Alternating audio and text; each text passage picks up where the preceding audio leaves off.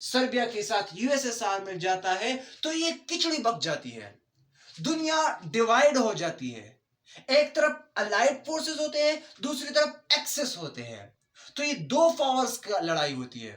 तो हिटलर उस वक्त क्या करता है? हिटलर उस वक्त जर्मन फौज में शामिल हो जाता है। मैं 1915 की बात कर रहा हूं, और ये 1915 से लेकर 1918 तक ये लड़ता है सेकंड वर्ल्ड वॉर में। अच्छा, एक वाकया हिटलर के मुतालिक बहुत मशहूर है सेकंड वर्ल्ड वॉर में। वो ये है कि एक ब्रिटिश सोल्जर था, उसका नाम था मार्क डी हेनरी।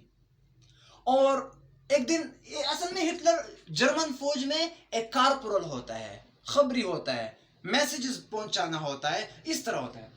तो ये एक दिन मैसेज पहुंचा रहा होता है अपने कमांडर्स को, फौजी को पकड़ लेता है और हेनरी बस हिटलर को शूट करने वाला होता है। लेकिन उसके दिल में ऐसा क्या आ जाता है कि हिटलर को छोड़ दिया जाता है और इसको नहीं मारता है। तो अगर उस वक्त हेनरी हिटलर को मारता तो दुनिया सेकंड वर्ल्ड वॉर से बच जाती। अच्छा, अब आते हैं टॉपिक की तरफ। आपने हिटलर की मूंछें देखी होंगी, वो यहां तक होती है, साइड से नहीं होती है। इसका भी एक बहुत अच्छी स्टोरी है। असल में फर्स्ट वर्ल्ड वॉर के दरमियान जब इत्तेहादी हार मानने लगे थे और हिटलर की जो फौजें थे ना, ये जो जर्मनी वाली फौजें थे ना, ये उस वक्त केमिकल वेपन्स इस्तेमाल कर रहे थे। और उस वक्त इससे बचने के लिए जो फौजी होते थे वो मास्क लगाते थे, और वो मास्क जब आपकी मूंछें हो तो वो फिट नहीं होती थी। तो हिटलर ने उसका एक बहुत अच्छा हल निकाला, उन्होंने अपनी मूंछों को साइड से काट डाला और एक यूनिक पिक्चर हमारे सामने आ जाता है एडोल्फ हिटलर की।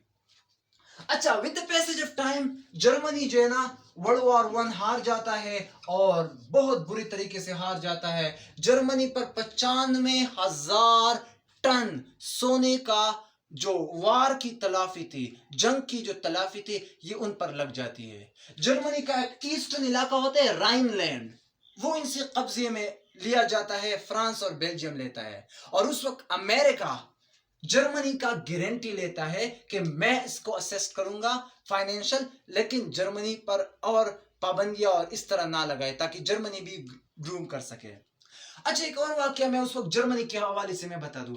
एक रोटी 2 बिलियन 2 अरब मार्क की मिलती थी। जर्मन करेंसी है मार्क, जिस तरह हमारे पाकिस्तान और इंडिया की रुपया है।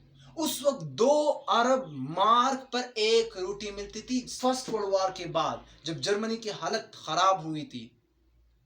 अच्छा, दूसरी बात, जर्मनी बिल्कुल गिर चुका था। तो जंग अजीम वन के बाद 1919 में जर्मनी की कुछ रिटायर फौजी और ये हिटलर मिलकर एक पार्टी बनाते हैं, ये होता है सोशलिस्ट, जर्मन सोशलिस्ट पार्टी। और फिर इसको 1921 में ये बनाते हैं नाजी पार्टी, और हिटलर को इसका प्रोपेगेंडा इंचार्ज तखिब किया जाता है। हिटलर उस वक्त as a in charge of propaganda होता है इस पार्टी का।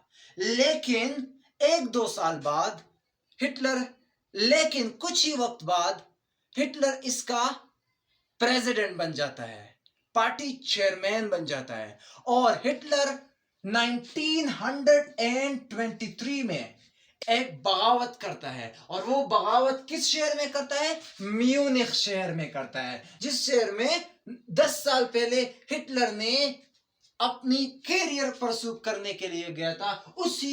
वो अपनी बगावत का इंतखाब उसी शहर से करने वाला था, म्यूनिख शहर। और हिटलर एक दिन पिस्तौल निकालता है और म्यूनिख की स्क्वायर में खड़ा हो जाता है और म्यूनिख पर कब्जा करता है। 2 दिन तक लड़ाई होती है, जर्मन जो ट्रूप्स होते हैं और हिटलर की जो अपनी मलेशिया होता है।